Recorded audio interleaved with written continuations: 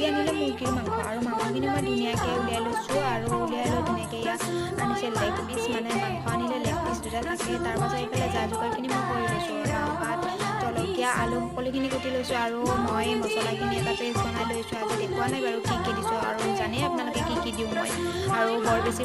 মছলাবিলাক মই ব্যৱহাৰ নকৰোঁ বুলি আপোনালোকে গমেই পায় তাৰ পাছতে মই তেল বহাই দিলোঁ তাৰ পাছত তেলখিনি গৰম হোৱাৰ পিছত পিঁয়াজ দিলোঁ তাৰ পাছত মাংসখিনি বহাই দিলোঁ আৰু মাংসখিনি এনেকৈ বহাই দি অলপ টাইম ঢাকনিৰে ঢাকি থলোঁ আৰু এইপিনে